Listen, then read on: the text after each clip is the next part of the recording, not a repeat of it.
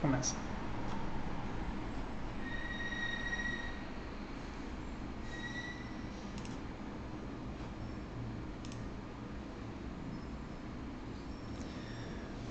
Bom dia a todas e todos. Eu sou Fabiano Azevedo. Eu sou quadrinista, sou pesquisador de quadrinhos aqui de Belo Horizonte e estou aqui hoje para falar um pouco sobre quadrinhos italianos, porque a gente está aí vivendo a 20ª semana da língua italiana no mundo, que é um evento anual que acontece sempre em alguma semana no mês de outubro, né, promovido pela Itália, para o mundo inteiro, para falar sobre a influência, né, da língua italiana ao redor do mundo.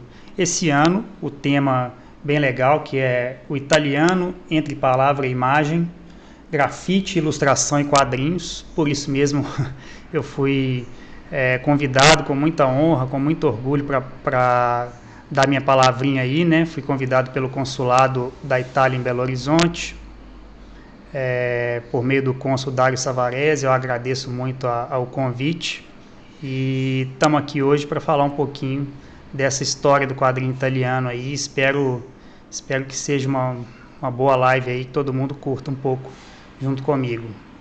Bom, vamos lá.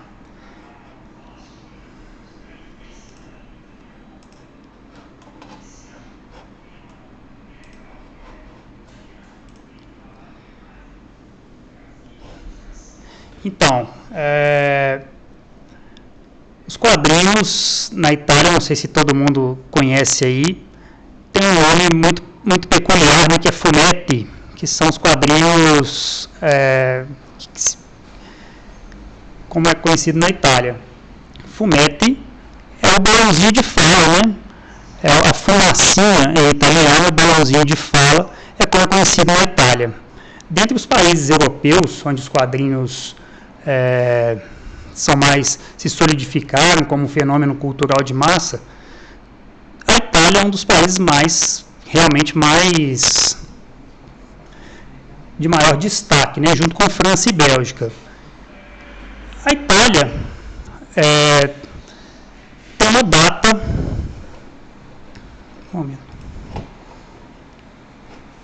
A Itália tem uma data de início marcada, né, como o início dos quadrinhos nesse país, que é 27 de dezembro de 1908. Curiosamente, é uma data posterior a outros países, como o Brasil, que começou bem antes, com Angelo Agostini, e como os Estados Unidos também, né, que começou em 1895. Por que essa data é a data de início, a pedra fundamental dos quadrinhos na Itália, 27 de dezembro de 1908? Por causa disso aqui, ó. O Corriere dei Piccoli, que é um jornalzinho, né, que iniciou justamente nessa data, em 1908, com um suplemento ilustrado do jornal Corriere della Sera, um dos principais jornais da Itália, né, e foi uma iniciativa por meio de um projeto editorial de autoria de uma moça, uma mulher chamada Paola Lombroso Carrara.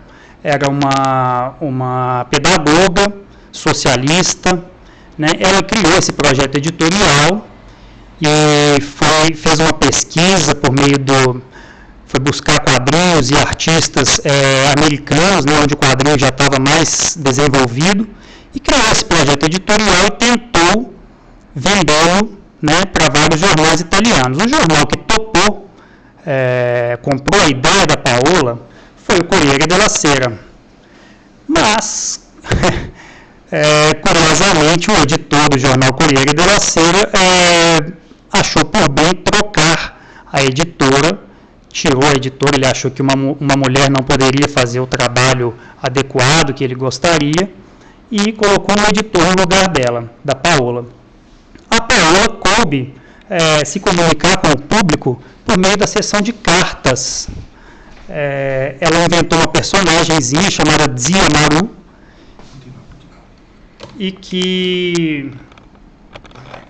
uma personagem Zia Maru, que era a pessoa que se comunicava com os leitores do jornal Corriere dei Piccoli.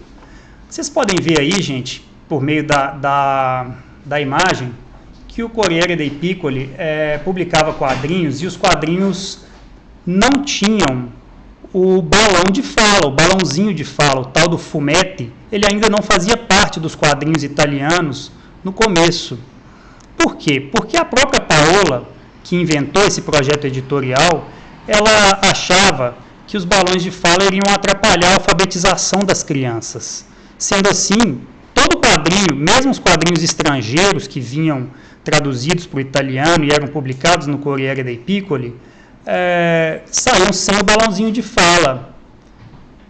Eles eram transformados em textos, em legendas, embaixo dos quadros, como a gente pode ver aqui. Eu coloquei esse textinho aqui só para vocês terem uma noção, né, de que o Corriere dei Piccoli saiu por quase 90 anos na Itália, foram 4.504 edições. Depois ele ainda mudou de formato, teve uma nova versão dele que era o Corriere dei, mais para os mais jovens, Corriere dei Ragazzi, e por aí vai.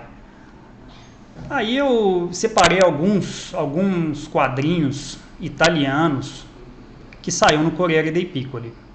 O principal deles, e eu vou explicar por que é o principal, é o Bilbo Bull, que é de 1908, saiu desde a primeira edição do Corriere dei Piccoli e era desenhado pelo Attilio Musino. O que acontece? Esse quadrinho é considerado a primeira história em quadrinhos produzida na Itália. Desculpa. Avisa o pessoal que, a causa de problemas técnicos...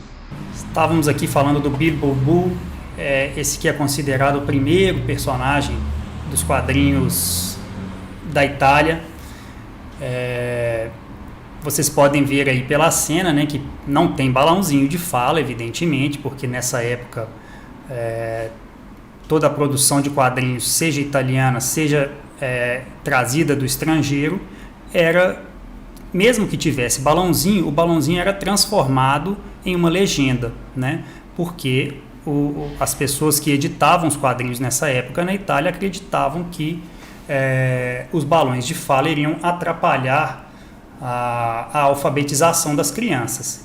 Ou seja, daí a gente já entende que os quadrinhos nessa época para o público italiano eram algo exclusivamente para o público infantil, né? Esse personagem especificamente é um garotinho da África Oriental e hoje em dia a gente considera ele um tanto quanto, para o nosso padrão atual, né, um tanto quanto preconceituoso, né, uma visão um pouco racista dos africanos, né, o Bilbo Bull. Aqui tem um outro quadrinho dele, né, ele morava realmente numa aldeia africana, né, e eram historinhas de uma página só, como era comum nos jornais, nos quadrinhos que saíam em jornais nessa época no mundo todo, né? Mas quando eu fui ver os quadrinhos que saíram no Corriere dei Piccoli, eu achei muito mais interessante, muito mais bacana um outro personagem dos quadrinhos que saíram no Corriere dei Piccoli, que eu vou mostrar para vocês, que é o Signor Bonaventura, né, do Sergio Tofano, que é exatamente esse personagem aí, né, que é muito conhecido. As pessoas os mais velhinhos italianos falam até hoje a frase que começava todos os quadrinhos do Signor Bonaventura, que era "Qui comincia la sventura del Signor Bonaventura", ou seja, aqui começa a desventura do Senhor Bonaventura. O Senhor Bonaventura é esse personagem de vermelho, né, com esse estilo de desenho muito art déco, né, muito tradicional no início do século, né, muito bacana, e o Senhor Bonaventura tinha uma peculiaridade que no final, no último quadrinho, ele sempre ganhava 1 milhão de liras, né? Ele sempre era recompensado, suas aventuras eram sempre recompensadas financeiramente, né? Senhor Bonaventura é um personagem que fez história na Itália, né? As pessoas mais antigas se recordam muito dele. Tá aqui, ó, a frase "Qui comincia la sventura del Signor Bonaventura", né? É um traço bem interessante, bem simples, eu gostei muito quando eu vi. Bom, para a gente finalizar aqui um pouco a fala sobre o Corriere dei Piccoli, é preciso dizer então que era um quadrinho, um tipo de quadrinho que saía nos jornais, né? No caso saía era um suplemento do Corriere della Sera, um jornal tradicionalíssimo italiano, e que tinha como público-alvo especificamente as crianças, ou seja, os quadrinhos que no século X, na década de 10 do século XX, na década de 20, já eram popularíssimos pelo mundo afora e já atingiam todo tipo de público, na Itália ainda eram vistos como algo eminentemente infantil. Isso começou a mudar a partir da década de 20 na Itália, né, que foi quando começaram a surgir revistas e suplementos de jornais já dirigidos para um público um pouco mais amadurecido, um público mais adolescente, que nós vamos ver agora. O primeiro de todos esses foi o Il Balilla, ou Giornale del Balilla, que também era um suplemento, né? A gente consegue ver aí nesse exemplar que era um suplemento do jornal Il Popolo d'Italia, né? E que já tinha uma certa conotação política, né? Com a situação política do país, que em 1923 estava se iniciando, né? O nacionalismo, que a gente conhece, o fascismo. E Il Balilla era um jornal representativo dessa tendência política, né? Mas já para um público um pouco mais amadurecido do que o Corriere dei Piccoli. E aí, no esteio do Il Balilla, começaram a surgir vários outros suplementos e revistas para o público juvenil, desculpe.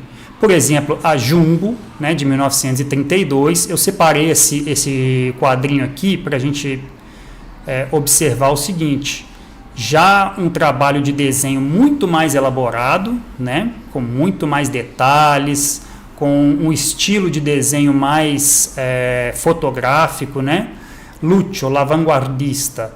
No quadrinho acima, não sei se vocês conseguem ver, onde eu estou passando o mouse aqui, ó, tem um garoto que é o Lúcio fazendo um sinal típico do fascismo, né? Então esse também já era um quadrinho bastante propagandístico da tendência política do fascismo nessa época. Aqui o L'Aventuroso, que já é um jornal que se tornou muito mais conhecido e durou muitos anos, né? E também mais uma história com essa tendência nacionalista, né? No último quadro a gente vê o Viva l'Italia, que é uma saudação aí. E essa história, La Prigioniera del Ras, do artista Guido Moronicelli, muito conhecido também nos primeiros anos dos quadrinhos italianos. Bom, e aí a gente começa a ver que os quadrinhos italianos começaram a entrar numa fase um pouquinho mais amadurecida, né? Os quadrinhos para jovens começaram a surgir no esteio dos quadrinhos americanos, os quadrinhos de aventura, de super-herói, de herói que eram sucesso nos Estados Unidos, né? A gente tinha aí Flash Gordon, Mandrake, Fantasma, tantos outros, né? Buck Rogers, Brick Bradford, nos Estados Unidos. Todos esses quadrinhos, há que se dizer, foram traduzidos para os jornais italianos, e os jornais italianos, por sua vez, também criavam suas próprias histórias, né? Como a gente viu aí o Prigioniera del Ras, que era uma história italiana. Tem outros exemplos aqui. Esse aqui é o Kit Carson, do primeiro grande mestre dos quadrinhos italianos, Rino Albertarelli. Ele é conhecido como o Alex Raymond da Itália. Alex Raymond, para quem não sabe, é o criador do Flash Gordon e de tantos outros personagens mitológicos dos quadrinhos americanos, né, e mundiais, afinal de contas. E o Rino era considerado, pelo seu esmero gráfico, o Alex Raymond da Itália, né? E de fato ele era um grande desenhista, e ele inventou esse personagem Kit Carson, que vai inaugurar também uma outra tendência que vai se desenvolver demais ao longo dos anos na Itália, que é o quadrinho de faroeste, né? Os italianos sempre adoraram o faroeste, tanto é que o levaram para o cinema, né, por meio daquilo que a gente chama de uma forma um pouco pejorativa, injustamente pejorativa, de western spaghetti, né, que é o cinema de faroeste italiano, mas que é muito legal. Enfim, os italianos amam o faroeste e muito se deve a esse precursor, que é o Rino Albertarelli. Bom, aqui eu vou falar de uma outra tendência também do quadrinho italiano, nesse início do desenvolvimento dos quadrinhos na Itália, que foi a chegada da Disney na Itália. A Disney também, os personagens da Disney também são amados pelos italianos, né? O Mickey, ele na Itália se chama Topolino, porque há que se dizer que quando os personagens da Disney começaram a chegar na Itália, havia uma tendência a italianizar os nomes de tudo que chegava lá, né? E com a Disney não foi diferente, todos os personagens da Disney tiveram seus nomes, por assim dizer, traduzidos para o italiano. No caso, o Mickey Mouse, que é conhecido por nós como Mickey Mouse, se chama Topolino na Itália. O Pato Donald se chama Paperino, o Tio Patinha se chama Zio Paperoni e por aí vai. É um grande sucesso, a tal ponto que existia um jornal, né, chamado Topolino, que publicava não só as histórias da Disney, mas também histórias de aventura, histórias criadas na Itália, né, para além dos personagens da Disney. Aqui um outro jornalzinho encabeçado por personagens da Disney, no caso os Três Porquinhos e Tre Porcellini, e que não são mais, mas eles eram nos anos 30 muito conhecidos, muito famosos por causa dos desenhos animados da Disney. Os Três Porquinhos eram muito conhecidos a ponto de merecerem ganhar um título próprio na Itália, né? Esse I Tre Porcellini. E aí a gente vê com curiosidade que pela capa aí uma mistura de gêneros de quadrinhos, né?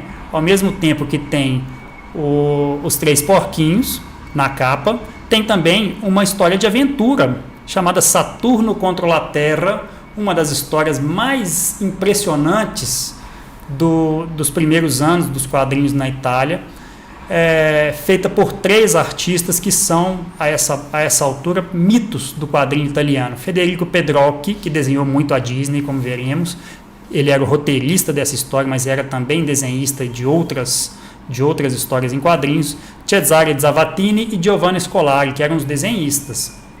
Essa história, gente, Saturno contra a Terra, é impressionante. Eu fiquei impressionado com ela por causa do esmero gráfico, né, por causa das ambientações futurísticas que ela tem. Evidentemente que ela tem uma influência óbvia do Flash Gordon, que era o personagem de quadrinhos e de ficção científica mais conhecido nessa época e que saía na Itália também, né?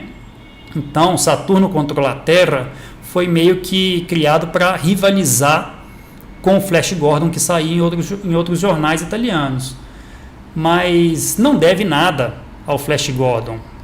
Vamos fazer justiça aqui ao Saturno contra a Terra, que é uma aventura incrível, muito bem desenhada, né? Como a gente pode ver aqui nessas pranchas lindas. Não sei se é possível ver com clareza, mas muito bem elaboradas. Então, são esses os quadrinhos, né, que começaram a amadurecer, por assim dizer, o modo de leitura da Itália. Aqui eu separei uma prancha do Federico Pedrocchi, que é o mesmo roteirista lá da história de ficção científica que acabei de mostrar, né? O que acontece com ele?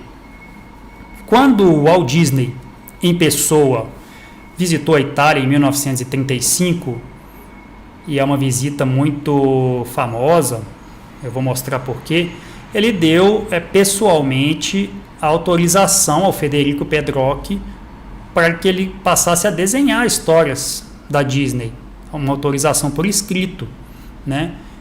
Outros tempos, né, as coisas eram um pouco diferentes, bastava uma autorização do chefe para que isso acontecesse, e ele fez isso. e Pedroche é o primeiro artista não americano a desenhar histórias em quadrinhos da Disney. Essa é uma página dele. Depois vieram vários outros, como a gente vai ver.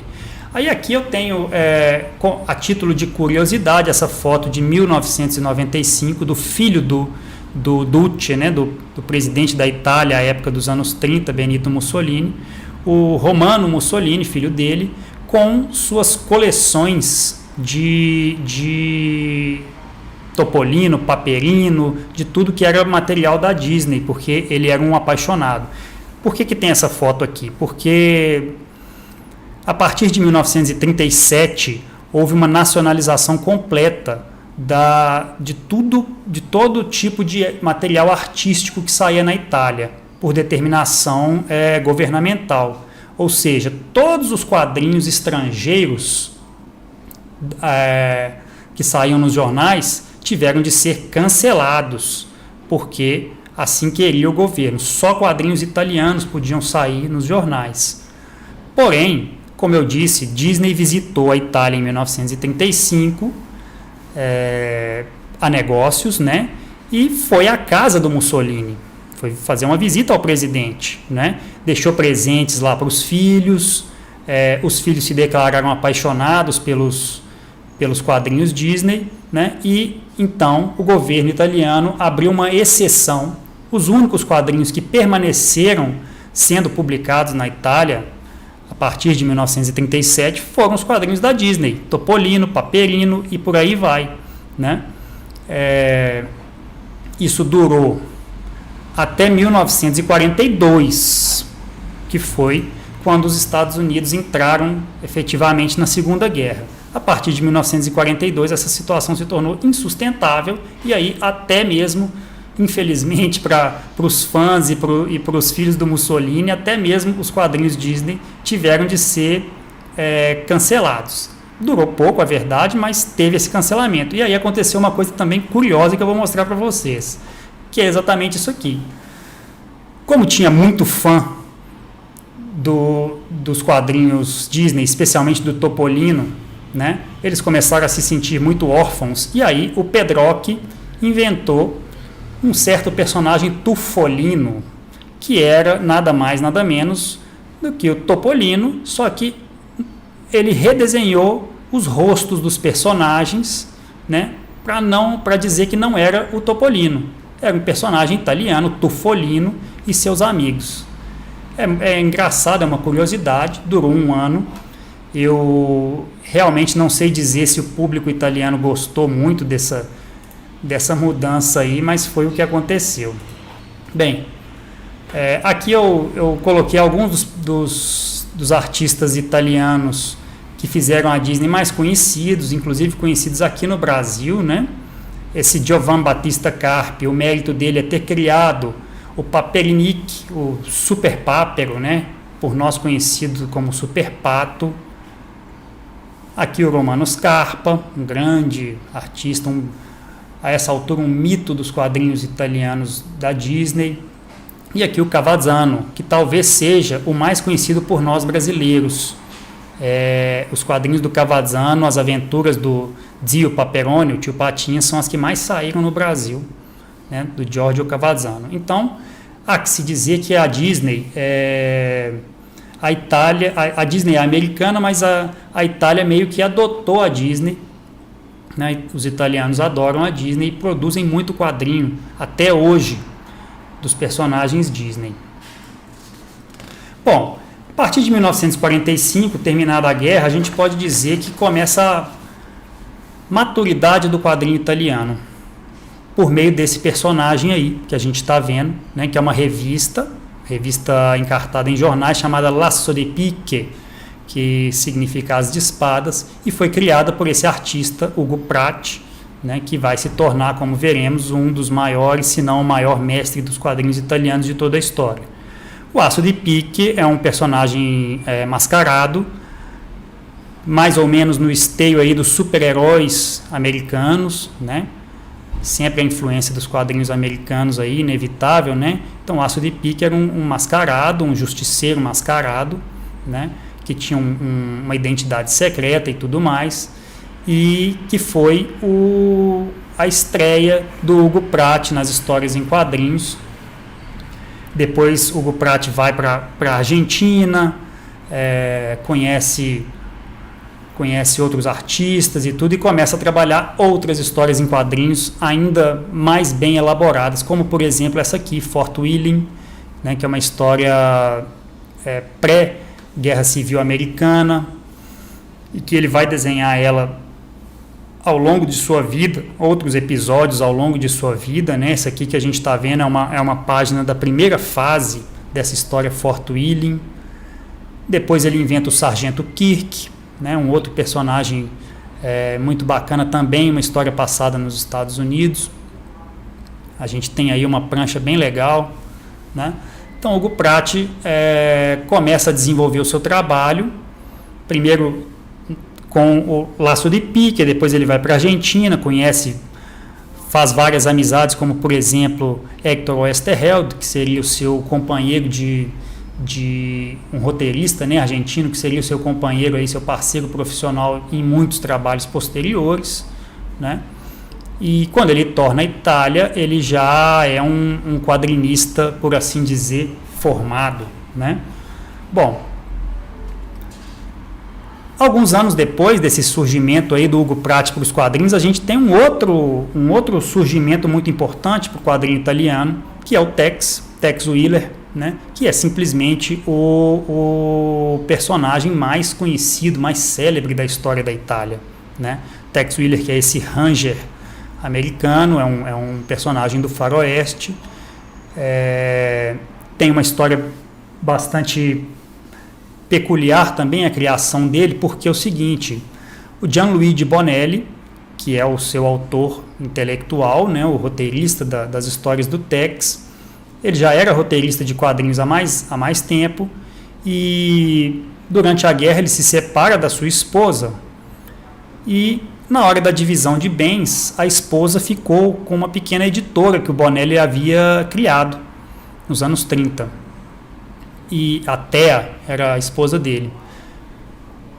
Aí o próprio Bonelli se torna colaborador da editora da esposa. A esposa nunca havia lido um quadrinho na vida, e ela se mostra uma excelente gestora, uma excelente empreendedora, né? A editorazinha do Bonelli, que estava bem quebrada, estava bem parada,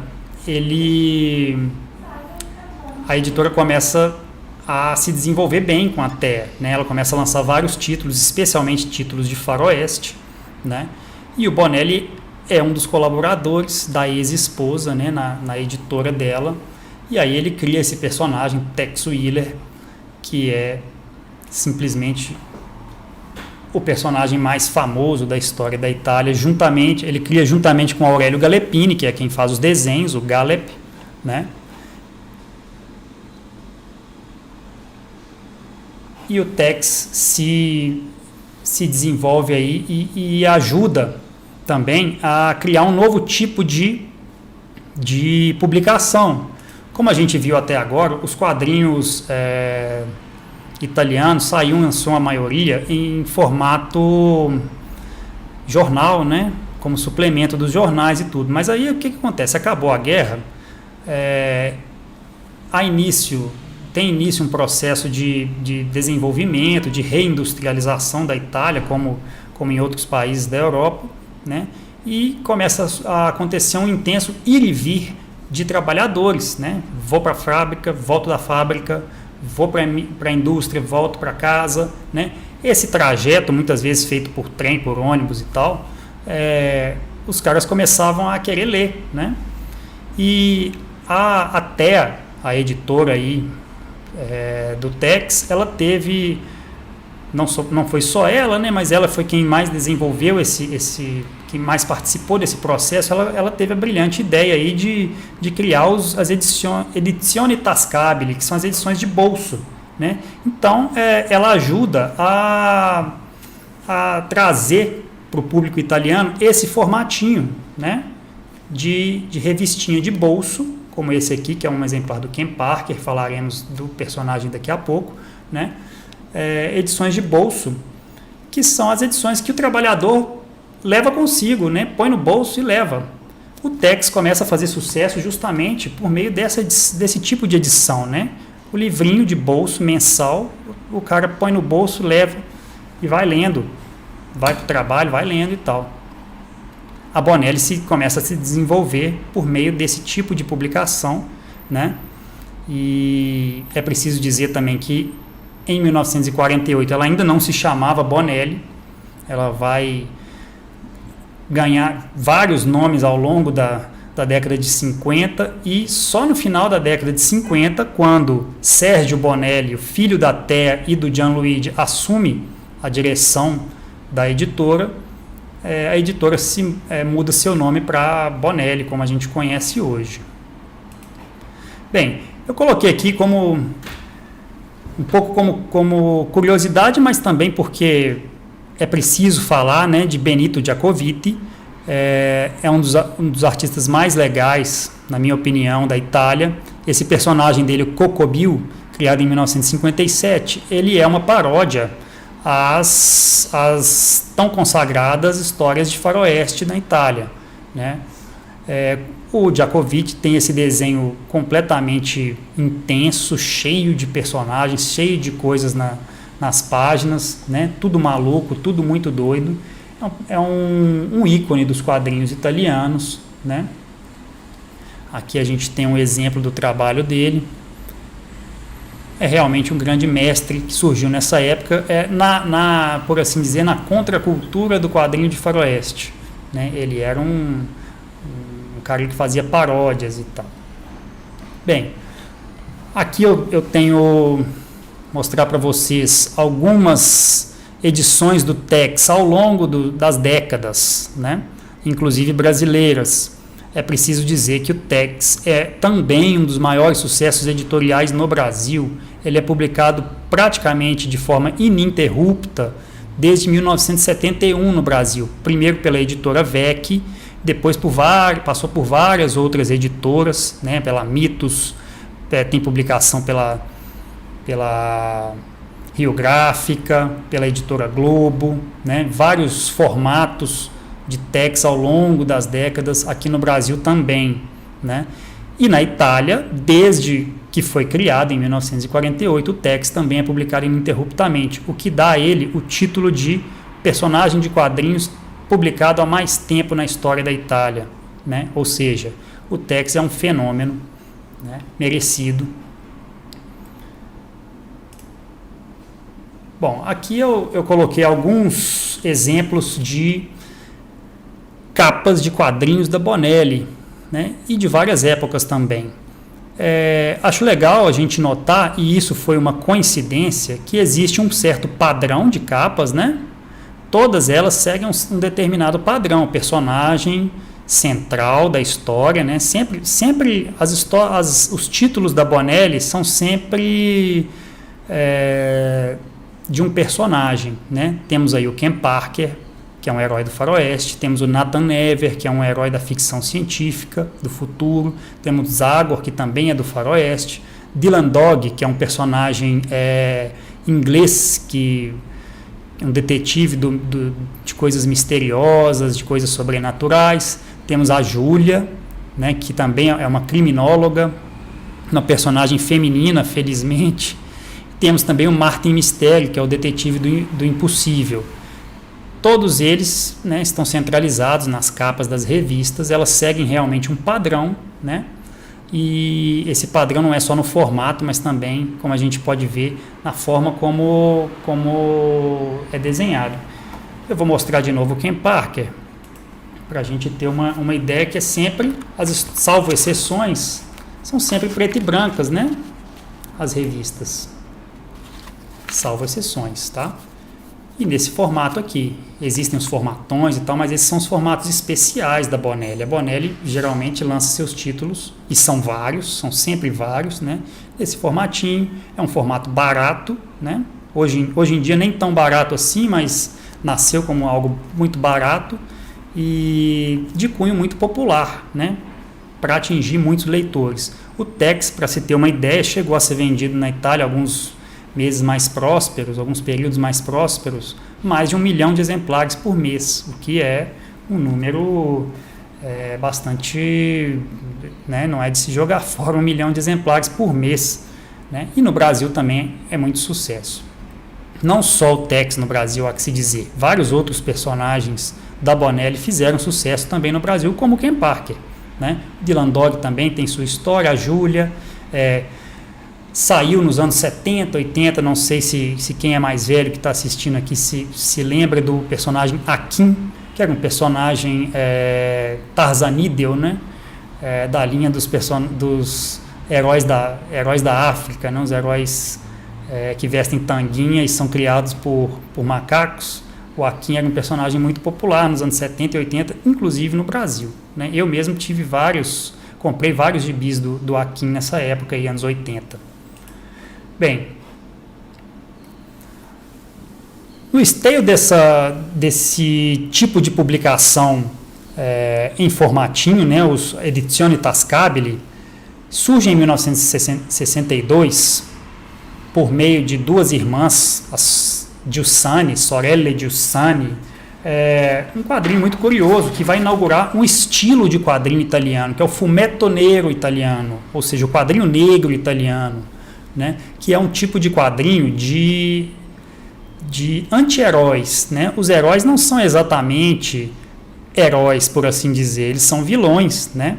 O Diabolik é o pioneiro desse tipo de personagem, ele é muito conhecido, já virou filme, já virou até mesmo um videoclipe do Beastie Boys, uma banda de rap americana, fez um clipe com o Diabolik.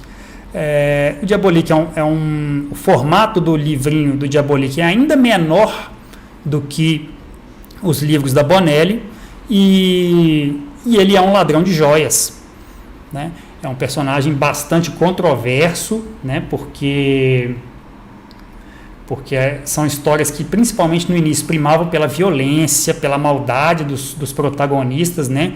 Inclusive houve uma certa censura no início da publicação, que fez inclusive com que os autores amenizassem um pouco esse conteúdo, né? Tornassem o personagem um pouquinho mais palatável para o público, porque ele era realmente malvado, né? E são histórias cujos desenhos são muito simples, muito simplificados, né? Sempre usando esse preto e branco aí característico, né? Que a gente começa a chamar de chiaroscuro, né? Que é o claro e escuro nos quadrinhos italianos.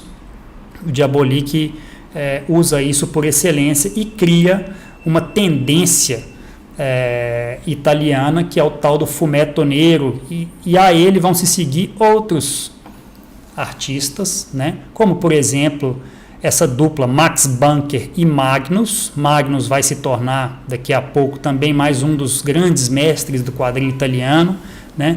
E eles criam personagens como a Criminal, que é esse cara vestido de caveira aí, ó, sempre nesse mesmo estilo de anti-herói, né, com vilão no lugar de um herói, nós temos um vilão como protagonista. O Criminal segue essa linha. O Max Bunker e Magnus vão criar outros personagens nessa linha, né?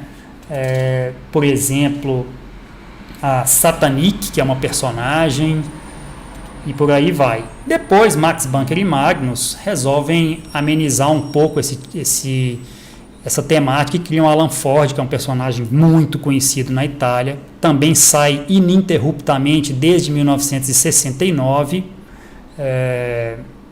mas sempre nesse modelo de formato de edições de bolso, edições populares de bolso, né?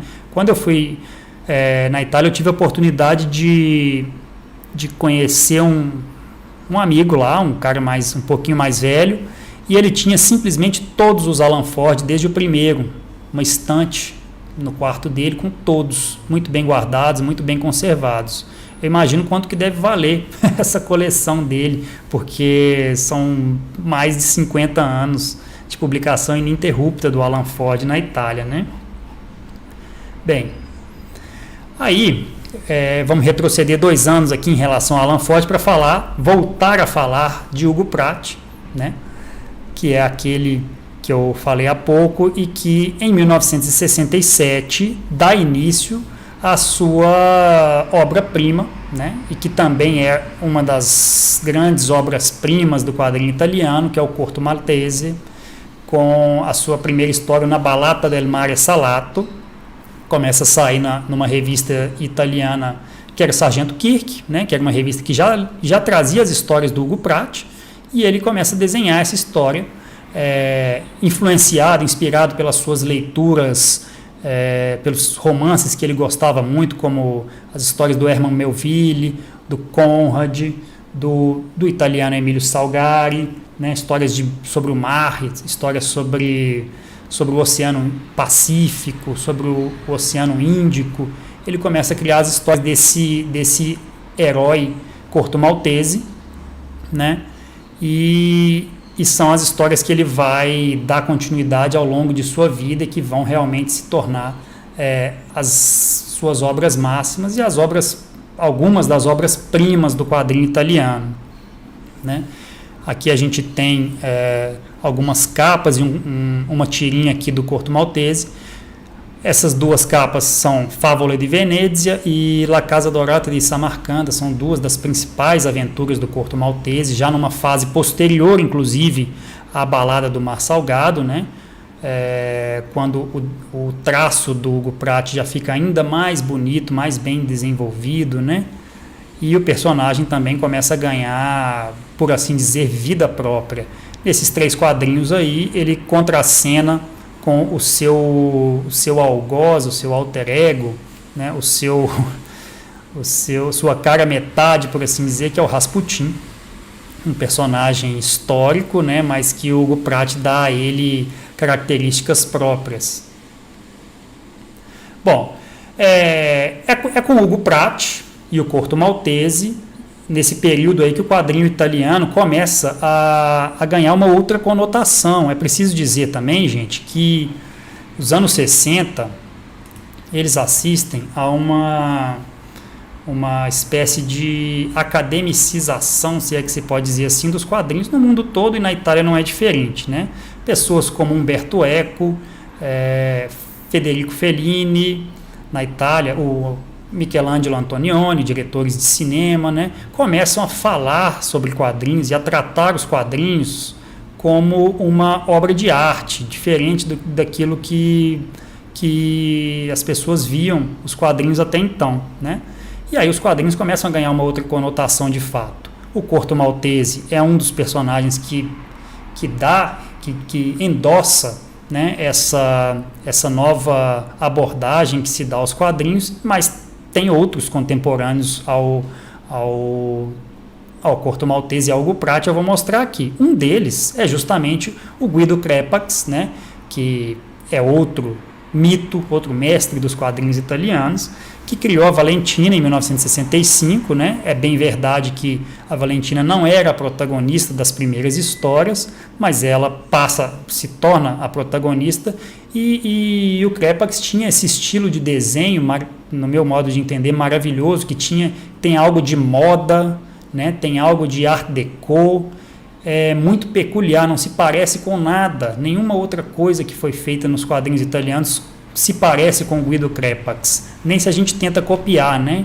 E as composições de página dele também eram lindas, cheias de quadros, né? Cheias de detalhes, de closes, né? E tinha essa personagem, né, que beirava o erótico, ou melhor, era uma personagem de quadrinhos eróticos, mas não era só erótico, né? Tinha muito mais. E é uma precursora de todos os movimentos feministas, a Valentina, né? Era uma mulher emancipada nos anos 60, né? O Guido Crepax desenhou a Valentina ao longo de sua vida, aí, foi a sua principal personagem. Aí, para fechar essa primeira tríade dos grandes mestres do quadrinho italiano, que começaram a surgir a partir dos anos 60, nós temos o Dino Battaglia, que já era um veterano a essa altura, né, mas que também revoluciona a composição de páginas e o estilo de desenho, né? Aqui nós temos uma página da Queda da Casa de Usher, mas eu faço questão também de mostrar um quadrinho dele que saiu recentemente, pela editora Figura daqui do Brasil, né? E que traz algumas das histórias do Allan Poe, como aquele Queda da Casa de Usher. Vale muito a pena, porque Batalha é um grande mestre dos quadrinhos italianos. Vamos lá, porque o tempo está curto. Esses caras, eles se reuniam nessa revista, que é a primeira revista de quadrinhos saída na Itália, feita para o público adulto, né? Inclusive com uma certa conotação política, que era Linus, né? Linus escrito inclusive com letras minúsculas, o L minúsculo. Linus, não sei se todo mundo sabe, é um personagem, né, da tira Peanuts, a tira americana Peanuts, que inclusive ilustra a capa desse exemplar que está aí, ó. A Linus publicava um monte de quadrinho estrangeiro, norte-americano, francês e tudo mais, até brasileiro, né, no caso Miguel Paiva, que eu vou mostrar aqui, mas publicava também vários artistas italianos, dentre eles o Crepax. O Crepax, com a sua Valentina, apareceu justamente na revista Linus. Eu tenho aqui esse exemplar, cuja capa é feita por um brasileiro, Miguel Paiva, que também era um colaborador da revista, né? E a gente pode ver que é uma revista que tinha quadrinhos diversos, das mais diversas nacionalidades, né? Especialmente francesa, americana e italiana também. A Linus sai até hoje, mas hoje, como o mercado está muito diferente do que já foi uma vez, a Linus é anual, sai uma vez por ano. Bom, aí nos anos 70, no rastro da Linus, surgiram outras revistas de características semelhantes. Eu separei aqui essas duas, Il Mago e Eureka. Elas têm características parecidas, tem quadrinhos americanos, quadrinhos italianos, quadrinhos de outros países. No caso da Il Mago, aí a gente pode ver que tem a Mafalda, né, argentina, e foram revistas que permearam os anos 70, né? Aí vem no esteio, a Linus, ela resolveu criar uma revista para trazer outros materiais, histórias mais de aventura, menos politizadas, né? Então ela criou a Alter, que no começo se chamou Alter Linus, e depois ela foi se transfigurando até se chamar Alter Alter, que publicou muito quadrinho legal ao longo dos anos 70, né? E que foi onde surgiu mais um dos grandes mestres do quadrinho italiano, que é esse cara aqui, né? Milo Manara, um dos artistas mais famosos do mundo dos quadrinhos. Ele começou publicando na Alter esta história, Lo Scimmiotto, que ainda estava bastante longe do estilo que ele iria desenvolver, né, que é o estilo dentro do gênero erótico, ele sempre valorizando a figura feminina, né, a beleza da figura feminina, algo inclusive que hoje soa um tanto controverso, mas o Milo Manara fez muito sucesso ao longo dos anos 80, 90 e ainda faz, né, com trabalhos como esse. Esse é um desenho da Brigitte Bardot, muito bonita a pintura, né, mas ele sempre, digamos assim, ele é um especialista em desenhar a figura feminina, fez muito sucesso com a história O Clique, né, nos anos 80. Ele é indiscutivelmente um mestre do quadrinho italiano. Aí a gente chega nos anos 80 e começamos esse sucesso da Linus, da Eureka, da Alter principalmente, fez com que a Itália primasse pela altíssima qualidade das suas publicações em quadrinhos, né? Eu vou mostrar aqui rapidamente algumas, a começar pela Frigidaire. A Frigidaire é uma revista que inaugurou uma nova geração de quadrinistas, de jovens quadrinistas italianos, né? Eles inclusive eram os editores da revista, eles eram desenhistas, artistas e também editores da revista. Por exemplo, esse cara aqui, Andrea Pazienza, que era realmente um grande mestre aí nos anos 80, muito jovem, né? E que fazia quadrinhos de contracultura, muito controverso inclusive, porque ele colocava de maneira autobiográfica as coisas pelas quais ele próprio estava passando na vida, né?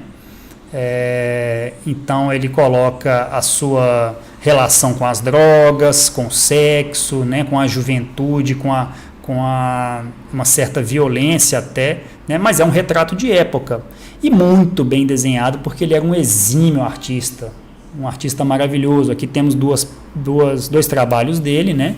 Um inclusive colorido, ele coloria sempre tudo à mão. Andrea Pazienza era um gênio, infelizmente se foi cedo demais, né? No meio dos anos 80 ele morreu, mas era um gênio dos quadrinhos italianos. Temos aí um outro trabalho surgido na mesma revista Frigidaire, que é o Han Xerox, muito conhecido do público brasileiro, né? E também com um trabalho gráfico impressionante, que é a história desse androide estúpido, que é o Han Xerox, e sua namorada Lubna. Saiu aqui no Brasil há muito tempo, tem edições especiais, mas nós conhecemos quando veio a revista Animal, né? Na metade dos anos 80. Assim como esse aqui também, surgido na Frigidaire, que é Squeak the Mouse, do Massimo Matteoli. Matteoli, inclusive, infelizmente, se foi há pouco tempo, se não me engano, há um ano, né? Que fazia essa historinha baseada nos desenhos animados, né? Tipo Tom e Jerry, tipo Pantera Cor-de-Rosa, bem cartoon, né? Só que com um componente de violência extra. Bom, dando continuidade às revistas, nós temos aí Leternauta, que surgiu em 1982, e ela, pela capa, a gente consegue ver que ela surgiu tentando se parecer com a principal revista de quadrinhos de ficção científica da Europa naquele momento, que era a Metal Hurlant, francesa. E Leternauta tentava emular um pouco esse estilo de revista, né? E aí, gente, nós vamos ver que todas essas revistas seguem características parecidas. Todas elas têm artistas da Europa inteira, alguns italianos, umas revistas têm mais, outras têm menos, né? Mas artistas da Europa inteira, histórias seriadas. No caso da Leternauta, ela tem o diferencial de ter feito aparecer esta personagem, Druuna, criada pelo Serpieri, né? É uma personagem muito conhecida, inclusive aqui no Brasil. Ela é uma história de ficção científica com componente erótico, né? Inclusive explícito, mas muito bem desenhada. Serpieri é um grande desenhista, surgido aí do gênero faroeste, e que depois foi desenvolver o trabalho de ficção científica com a Druuna. Até hoje ele trabalha na Druuna, inclusive. Aqui eu volto para falar da Orient Express. Por que eu coloquei ela? Porque ela é uma revista que trazia praticamente artistas da Itália, né? E nela surgiram grandes artistas como Vittorio Giardino, Franco Saldelli, Micheluzzi, e também foi nela que o Ken Parker voltou a ser publicado, né? Quando ele parou de sair, o personagem de faroeste da Bonelli, da dupla Berardi e Milazzo, parou de sair nas edições regulares da Bonelli, voltou a sair na Orient Express. Aqui nós temos a Corto Maltese, que é uma revistona, uma das revistas mais bonitas dessa onda aí que eu estou dizendo, né? E quem empresta o nome a ela é o personagem do Hugo Pratt, mas não saía só o Corto Maltese na revista. A gente pode ver aí pela chamada que saía vários artistas diferentes. Aqui tem a Comic Art. Eu escolhi essa capa aqui dessa revista Comic Art porque é desenhada pelo Sérgio Toppi. Eu não falei do Sérgio Toppi aqui, que é um outro mestre dos quadrinhos italianos, então eu coloquei a capa desenhada por ele, da Comic Art, para render homenagem a esse grande artista, Sérgio Toppi. Bom, finalizando, gente, eu vou falar aí da nova geração dos quadrinhos italianos, mas antes uma pequena pausa, que é o seguinte. A gente falou dos anos 80, chegamos até o fim dos anos 80 com essas revistas, e aí existe uma certa lacuna dos quadrinhos que vão viver uma certa, por assim dizer, uma certa derrocada ao longo dos anos 90, 2000. Por quê? Porque a Itália, como tantos outros lugares no mundo, vai ser dominada pelos mangás, pelos quadrinhos japoneses, né? São eles que vão dominar as bancas de revistas da Itália e vão esse tipo de revista que eu acabei de mostrar, que são revistas meio de luxo, meio caras, né, com histórias voltadas para um público mais adulto, elas vão perdendo espaço. É claro que quando eu estou falando que há uma certa derrocada dos quadrinhos nacionais na Itália, evidentemente que a Bonelli persiste, continua publicando seus títulos, né? Tex, Zagor, Dylan Dog, Martin Mister e por aí vai. A Disney também continua a toda para o público, especialmente para o público infantil, né, da Itália. E Diabolik, aquele quadrinho popular, mensal, baratinho, também continua. Mas o quadrinho que a gente chama de quadrinho de autor, o quadrinho mais elaborado, cujos artistas elaboram com um pouco... levam mais tempo para fazer, né, e que saíam nessas revistas, isso aí começa a perder força ao longo dos anos 90, 2000, por aí, né? Não acaba, evidentemente, mas perde um pouco de força, né? Mas aí a gente chega nos anos 2010, né, as coisas mudam muito no mundo todo, chega a internet, as tiragens mundiais de revistas diminuem demais, né? Antigamente a gente falava de revistas que vendiam 200 mil exemplares por mês. Hoje isso é praticamente impossível de acontecer, salvo exceções, né? Então, essa mudança de status das coisas proporcionou uma sobrevida, uma nova fase muito boa, por sinal, dos quadrinhos italianos, né? Eu vou citar aqui rapidamente dois artistas que eu gosto muito, e eu vou citá-los especialmente porque eles já têm publicações no Brasil, né? Um deles é o Dipi, que é um fenômeno italiano, e ele é uma unanimidade na Itália, inclusive entre quem não lê quadrinhos, né?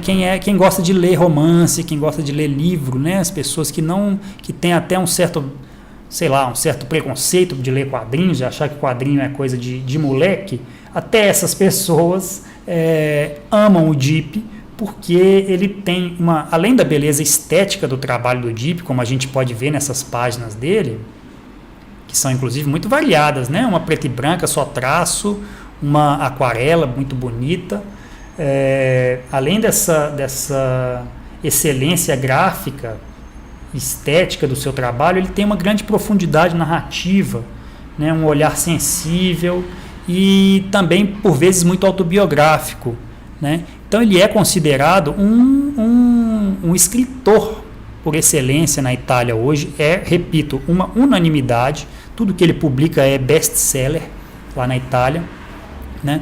E felizmente já temos um álbum surgido aqui no Brasil, que é esse Terra dos Filhos, que saiu pela Veneta, se não me engano, no ano retrasado.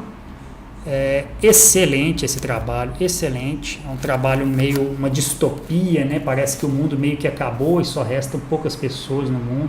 Muito interessante, tem uma relação... a boa ficção científica, ela fala do presente, né? Então essa aqui fala do presente. Muito bacana, acho que vale a pena conhecer o trabalho do Dipi. Depois do Dipi, aqui tem uma página do Terra dos Filhos também. Depois do Dipi eu vou citar o Zero Calcare, que é um cara bem mais jovem, né? O legal do Zero Calcare é que ele conversa muito bem com as novas gerações, né? A geração do videogame, a geração do skate, a geração dos memes, das séries de TV, de Netflix. O Zero Calcare, ele conversa com essa galera, né? E conversa de um jeito muito legal, porque ele não fala só bobagem, por assim dizer, ele fala coisas sérias, né? Como, por exemplo, quando ele lançou esse trabalho aqui, que é Kobani Kalin, que também já saiu aqui no Brasil, né? Que é um relato da experiência dele, da viagem que ele fez à Síria, no meio da guerra, né? Daquela guerra que, infelizmente, continua devastando a Síria. O Zero Calcare, ele foi lá, fez uma visita meio jornalística, né? E essa história Kobani Kalin é o relato dele, mesmo se tratando de um assunto tão sério, tão delicado, é um relato dele com muito bom humor, né? E é um relato, repito, que conversa com novas gerações. Então é uma oportunidade que as novas gerações têm de conhecer, de saber o que está acontecendo na Síria, né? Por meio do trabalho do Zero Karkari. Como eu disse, felizmente foi publicado aqui no Brasil, esse trabalho dele vale muito a pena, tá? Muito legal. Bom, esses são dois trabalhos de caras legais que já saíram no Brasil. Eu coloquei aqui, a título de curiosidade, outros trabalhos de artistas de uma nova geração italiana e que tem feito muito sucesso na Europa. Um deles é esse Daniel Coelho, não sei como é a pronúncia certa, ele é um ítalo-argentino, nasceu na Argentina, mas vive na Itália, né? Que tem trabalhos como esse Residência Arcádia, que eu ainda não li, mas eu li um outro trabalho dele que se chama Mercedes, que é muito legal. É uma história de costumes, né? Calcada na autobiografia, muito bacana, o traço dele é muito legal, né? É um artista que está arrebentando na Itália ultimamente. Outro, que nem é tão jovem assim, mas que acaba de lançar sua primeira graphic novel, é o Léo Ortolani. Eu gosto muito do trabalho dele, mas só conheço pela internet, e esse Cinzia ganhou tudo quanto é prêmio em 2019 como melhor graphic novel publicada na Itália. Também tem traços autobiográficos, né? E o trabalho dele é muito legal, pode ser visto pela internet. Bom, gente, é isso. Dava para falar muito mais sobre a Itália, sobre o quadrinho italiano. Com certeza eu deixei para trás, né? Muita coisa, mas o tempo é curto. Então eu queria só concluir aqui para dizer que, no meu modo de entender, os fumetti, as histórias em quadrinhos italianas, elas são nada mais do que uma continuação à excelência artística desse país, né, que desde sempre é tão esplendoroso, tão vistoso naquilo que cria artisticamente, né, na escultura, nas artes plásticas, na música, no cinema, no teatro, na literatura, claro, né? Então a história em quadrinhos italiana, ela é mais um modo de expressão dos italianos aí, tão feito de forma tão maravilhosa, né? E que a gente gosta tanto. Não é à toa que nós brasileiros amamos tanto os quadrinhos italianos, não é à toa que o Tex é tão conhecido por nós, não é à toa que a gente ama tanto o Corto Maltese, a gente ama tanto as obras do Manara, do Guido Crepax e agora do Dipe, que eu acabei de citar, né? É isso aí. Só para finalizar, então, eu trouxe algumas curiosidades da relação entre Brasil e Itália nos quadrinhos. Nem todas fazem parte da história dos quadrinhos italiana propriamente dita, mas algumas da história do quadrinho brasileiro. A primeira delas é o fato de que o nosso precursor dos quadrinhos, né, que é o Angelo Agostini, inclusive o nosso marco inicial no Brasil das histórias em quadrinhos é a data em que Angelo Agostini lança seu personagem Joaquim. O Angelo Agostini é italiano, né? Ele nasceu na Itália. Uma outra coisa legal é que Ugo Pratt, o nosso grande mestre dos quadrinhos italianos aí, criador do Corto Maltese, ele veio ao Brasil, né? Quando ele foi para a Argentina, eu falei isso lá atrás, mas eu omiti para falar agora, que ele veio ao Brasil e deu aulas no Brasil, na Escola Pan-Americana de Artes, em São Paulo, né, onde ele conheceu alguns dos mestres do quadrinho brasileiro, trabalhou junto com eles, né, como, por exemplo, Jaime Cortez, o Nico Rosso, Flávio Colim, né, eles deram aulas juntos na Escola Pan-Americana de Artes. Deixa eu ver aqui a outra curiosidade. Assim, que é o seguinte, uma das editoras mais ativas dos quadrinhos italianos, né, não só de quadrinhos, mas de livros em geral, que é a Mondadori, ela foi fundada pelo Cesare Civita, que é irmão do Victor Civita, que fundou a editora Abril aqui no Brasil, né, e que se iniciou aí em 1950 com o lançamento da revista do Pato Donald. Então, são irmãos com grande potencial de empreendedores dos quadrinhos. Por fim, mais um outro editor que tem parentes, uns lá, outros cá, que é o Lotario Vecchi, né? Uma das editoras mais conhecidas da Itália, e que inclusive foi onde Gianluigi Bonelli começou como editor, né? E ele comprou do Lotario Vecchi uma das revistas do Lotario Vecchi, fundou a editorazinha dele, e essa editorazinha dele se tornou a Bonelli ao longo dos anos. O irmão do Lotario Vecchi, Arturo Vecchi, aliás, o irmão não, o pai do Lotario Vecchi era o Arturo Vecchi, que fundou a editora aqui no Brasil chamada Editora Vecchi, que publicou Tex ao longo dos anos, dos primeiros anos do Tex aqui no Brasil, desde 1971, e que também publicou todo o Ken Parker, que saiu até então, na época, foi a Editora Vecchi quem publicou. Ela foi fundada pelo pai do Lotario Vecchi aqui no Brasil em 1913. É isso. São três coisas curiosas sobre a relação entre Brasil e Itália nos quadrinhos. Bom, acho que é isso. Eu vou ver aqui se tem alguma curiosidade, alguma pergunta legal, porque temos pouco tempo.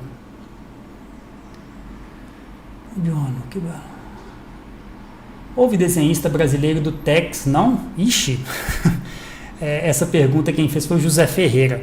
Olha, eu acho que não houve, mas eu posso estar enganado, não tenho certeza disso não.